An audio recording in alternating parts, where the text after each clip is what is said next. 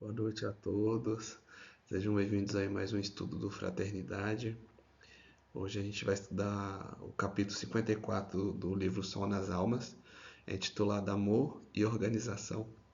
Mas como de praxe, antes da gente começar, vou fazer uma prece para a gente começar a harmonizar com o ambiente, com os espíritos amigos, né, que nos visitam durante esses estudos. Então, Mestre Jesus, obrigado por mais uma oportunidade de estudo, de racionalização das suas lições, dos seus exemplos, mas que a gente não fique só no racional e que possamos também internalizar em nossos corações, tentar praticar no nosso dia a dia essas lições.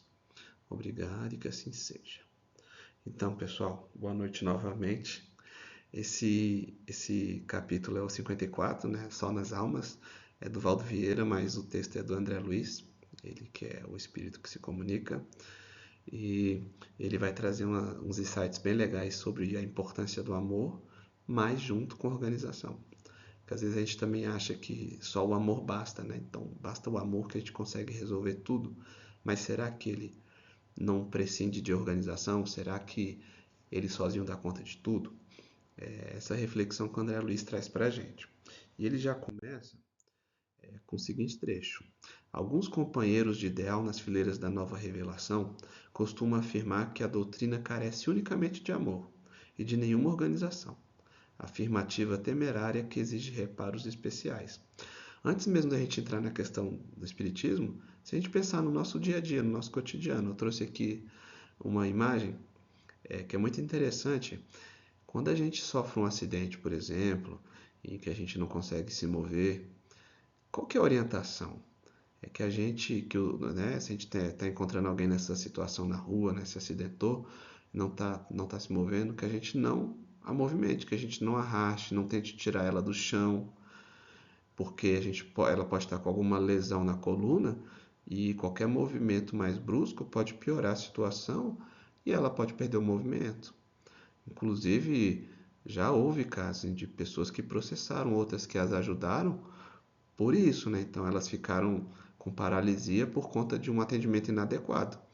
Então, se a gente for pensar, as pessoas que vão atender a que está ferida no chão, é por amor? Sim, é por amor. É caridade? É caridade. Mas sem preparo, ela pode ter um efeito colateral. Imagina, então a gente deixa o nosso irmão, mesmo que a gente quer ajudar, mas deixa o irmão inválido, né? E com uma lesão na coluna. É muito complicado isso. Então a gente também tem que, só do ponto de vista físico, a gente já percebe a necessidade de preparo, né, associado ao amor. Então, um paramédico, por mais que ele ame o próximo, e de fato é uma atividade que exige muito amor, carinho pelo próximo, ele tem que ter um preparo descomunal para cada situação que ele vai enfrentar. Então, no Espiritismo, a mesma lógica. Então, o André Luiz já traz isso. O amor sozinho, sem uma organização, não é o melhor caminho, né? É temerário, como ele disse. Então, exige esses reparos, a gente precisa disso.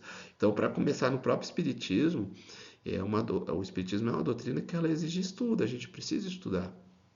Até para atender no centro espírita, né? Por mais que a gente tenha boa vontade nos nossos trabalhos voluntários, a gente precisa entender os processos espirituais por trás, a gente precisa entender algumas leis naturais, a lei da reencarnação, ação e reação, tudo isso vai nos forjando, né, para sermos melhores trabalhadores do Cristo.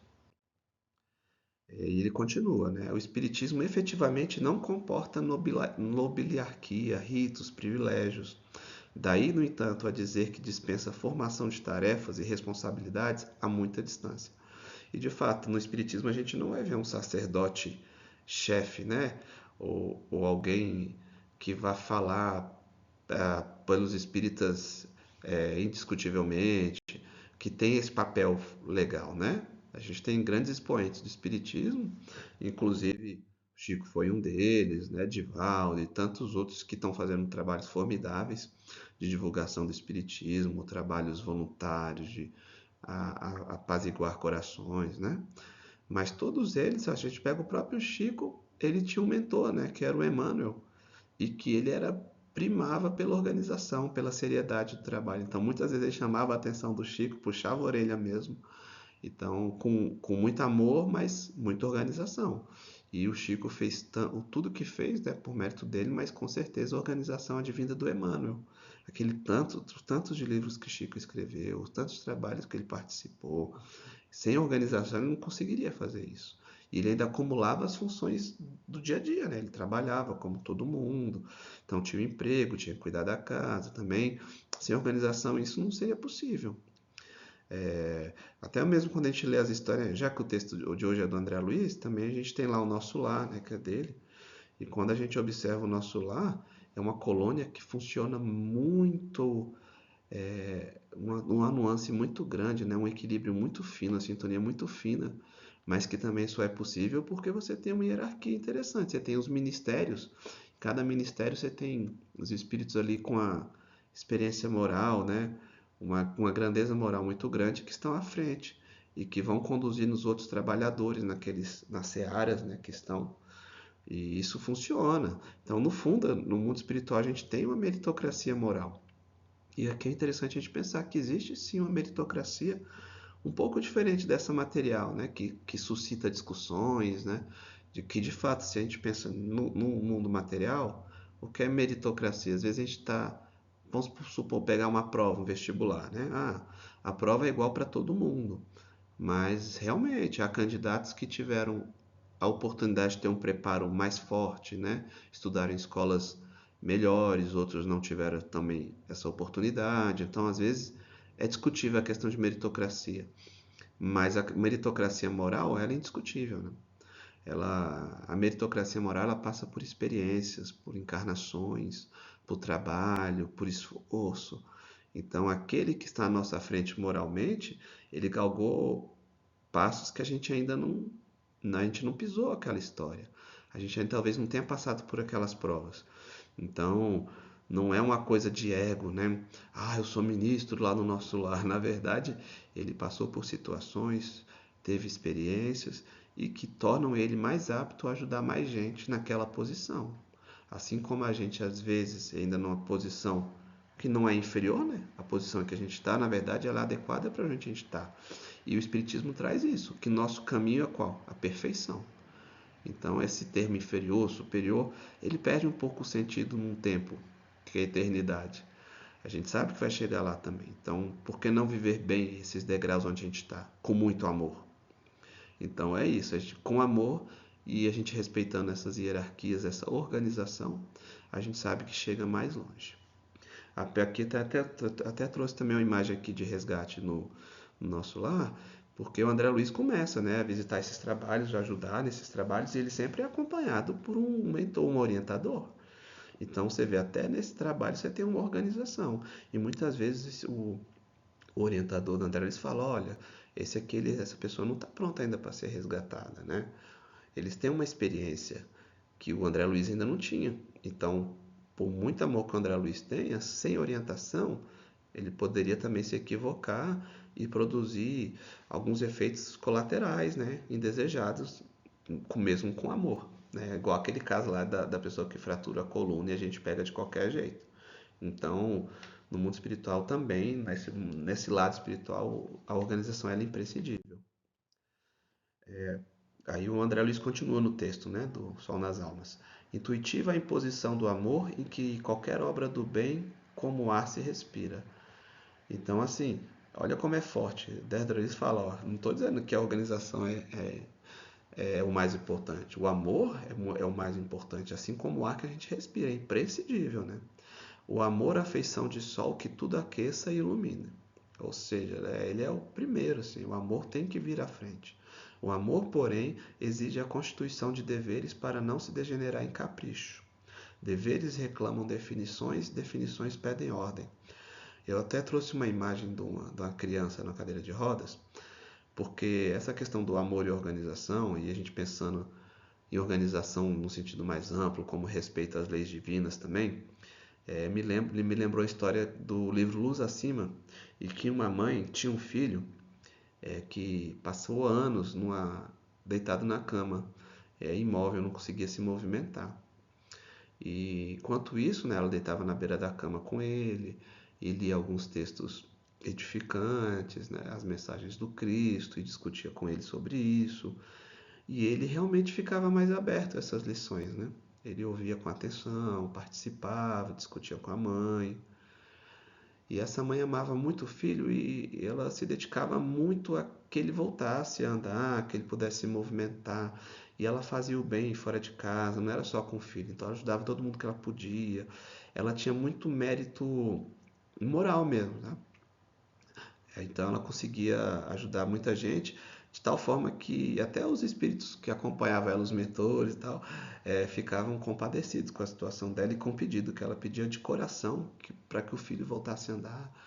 E os espíritos também, né, entravam nessa toada e começavam a vibrar junto, né, dessa situação, e de tal modo que em um determinado momento ela faz a prece muito sentida e ela leva esse, né, a intuição, ela leva esse filho a um médium de cura que realiza lá a cura dele, e ele volta a andar.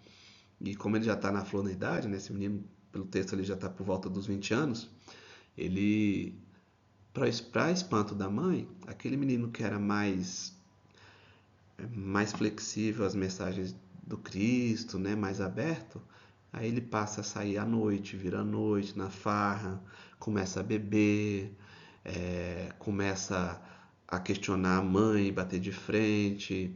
Não questionar porque, né, um questionamento válido, mas aqueles questionamentos porque ela chama a atenção. Oh, filho, será que você está no caminho correto? Então ele responde com agressividade, é grosso, chega até um ponto que ele bate na mãe quando ela interpela ele, passa a roubar. Então ele começa a agir de um jeito que a própria encarnação dele começa a ficar em risco, né? Ele se coloca em risco e tudo mais. E a mãe, muito preocupada com isso, né, faz uma oração pedindo para que ele não se perca nessa encarnação e que ele consiga, né, se achar. E aí o que acontece? Ele volta a ficar imóvel na cama. Então, às vezes a gente tem nosso amor, ele vira um capricho, né? Uma vontade. A gente, às vezes, com a visão limitada que a gente tem aqui de encarnado, a gente não tem a noção das nossas outras existências, das outras existências do outro, do que a gente precisa. Porque se a gente sabe que Deus está à frente, Deus é bom e justo, vem uma consequência interessante, que Deus é pedagógico. Ele não é aquele pai que pune, na verdade ele é um pai que almeja nosso aprendizado. Então as situações pelas quais a gente passa, seja boa, seja ruim, na nossa visão, ela sempre vai ser boa no longo prazo, porque são situações pelas quais a gente vai aprender alguma coisa. E no caso desse menino, é, ele ali talvez não tivesse pronto para as mensagens do Cristo de uma forma mais livre. Talvez assim como a terra que a gente tem, uma terra mais dura, uma terra mais seca, que a gente precisa, antes de arar, precisa molhar, umidificar aquela terra para ficar mais apta a ser arada e receber as sementes. Muitos de nós somos assim também. Então, aquele estágio que ele estava ali naquela cama do quarto imóvel, talvez fosse a forma de preparar o terreno para as mensagens do Cristo que ele viria a receber. Tanto que quando ele estava, né, doente, ele ouvia a mãe, participava do evangelho. Então, às vezes, a gente, por capricho, né, disfarçado de amor, a gente pula essa ordem das coisas, ignora que existe um porquê da reencarnação, existe uma lógica nas expiações pelas quais a gente vai passar, e a gente passa o carro na frente dos bois, né, e não dá certo. Então, de novo, André Luiz reforçando essa lógica, né, da organização junto com o amor. O amor será a manutenção do engenho da vida. Ele compara então o engenho da vida, né? O engenho é interessante, que ele entra o produto que é a cana e sai com outro subproduto mais trabalhado, mais refinado, né? Que é o açúcar, o caldo de cana. E ele comenta que o amor é a manutenção dessa engrenagem toda, né? A máquina, contudo, não funciona sem o movimento síncrono das peças que necessitam atender ao papel que lhes cabe no lugar certo. O Criador, nos atributos que lhe adjuguemos, é na essência amor infinito. Olha, de novo a importância do amor, né? O Criador é amor infinito. O amor é a manutenção do gênero da vida, né? Mas nem por isso, né, o Criador deixou de estabelecer cada criatura na posição exata em que é trazido a servir. De novo, né? Deus é bom e justo. Se ele é bom e justo, ele nos vai colocar nas posições pelas quais a gente tem como contribuir e aprender também. Olha que coisa forte aqui, ó. Pessegueiros e laranjeiras dão frutos sem trocar os característicos em que se exprimem. A gente já viu laranja dando pêssego? Já viu pessegueiro dando laranja? Na verdade, todos dão fruto, mas cada um de acordo com suas possibilidades. Se a gente fizer uma figura de linguagem, se imaginar como uma árvore, cada um de nós vai ter um tipo, vai ser um tipo de árvore, né? E por ser um tipo de árvore, a gente vai dar um determinado fruto. Mas a gente precisa de cuidados especiais. Então, às vezes a parreira precisa de um cuidado X, a laranjeira precisa de outro cuidado. E nós também. A gente sabe onde o calo aperta. A gente sabe, às vezes, as situações em que precisamos evitar, ou as situações em que a gente tem que buscar ajuda, né? Então, a gente precisa se ouvir mais também. Até essa organização mental, né? Não só a gente fazer por fazer. Então, às vezes, repassar nossas atitudes, ou observar onde a gente está falhando ainda, é muito importante. Aí a organização no meio, né? A organização mental.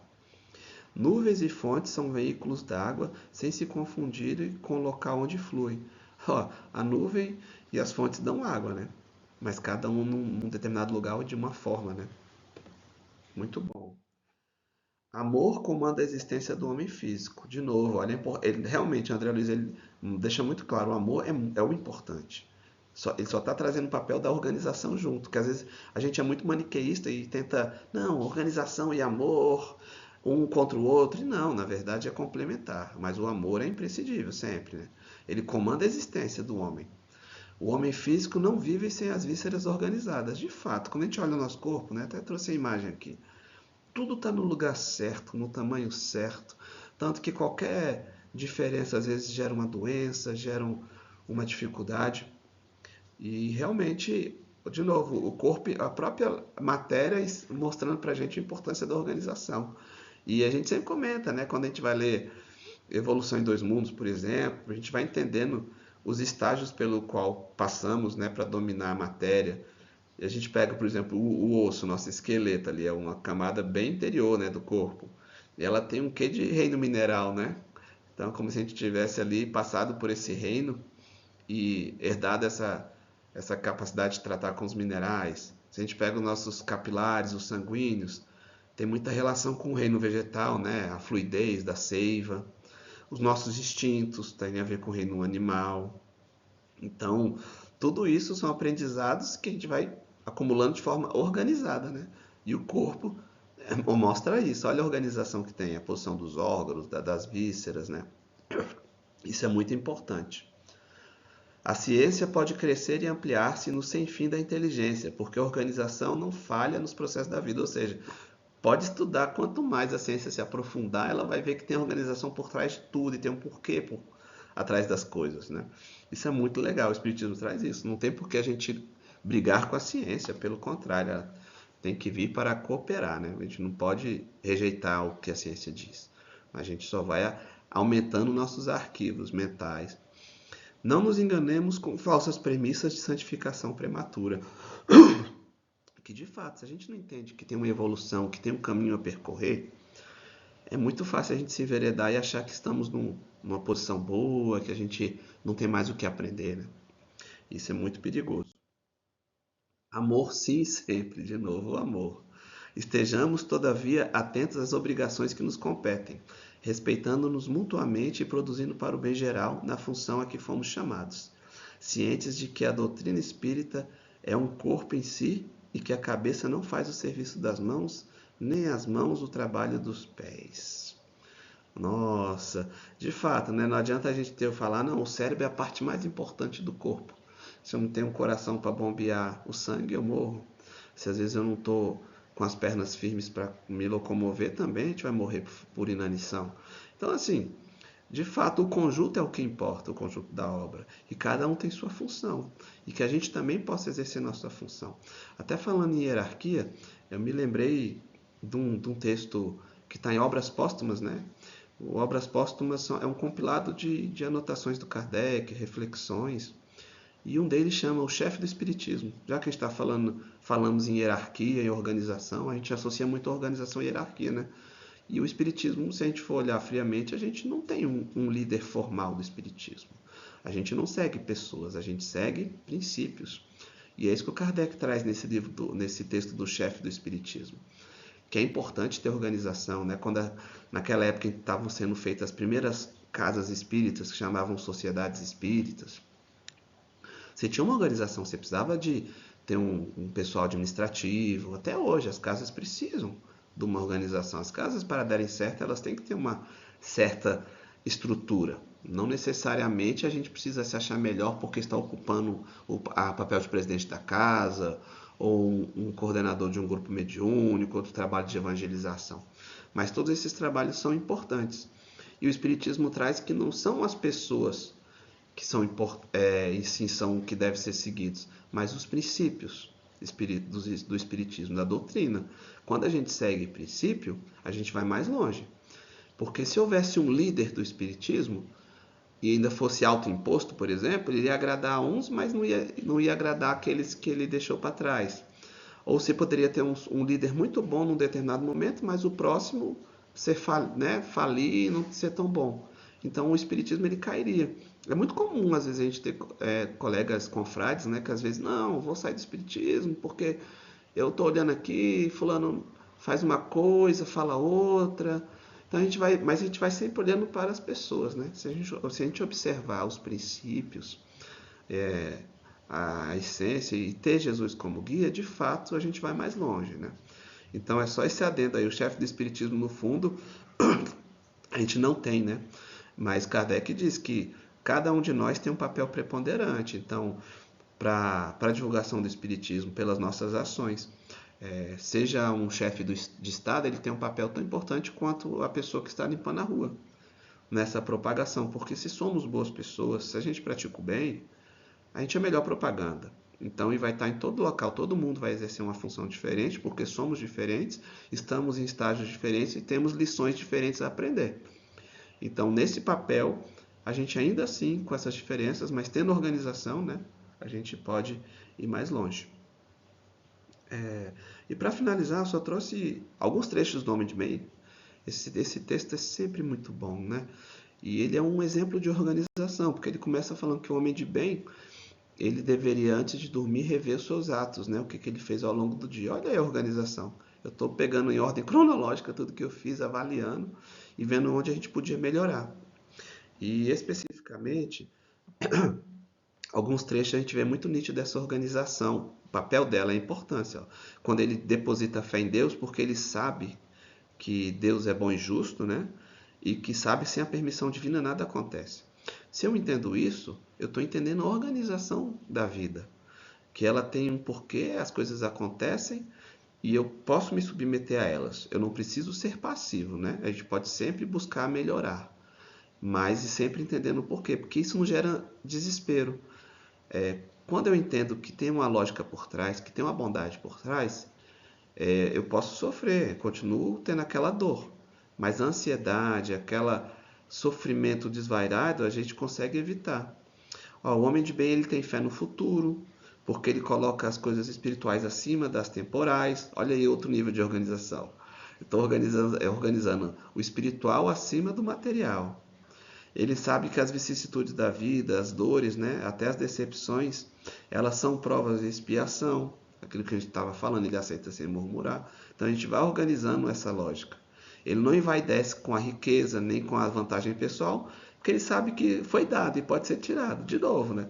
Então eu tenho uma organização acima, eu tenho um chefe acima de mim, um Deus bom e justo, que me colocou naquela posição para eu aprender. Mas quando aquilo for necessário ou não for necessário, vai me ser tirado.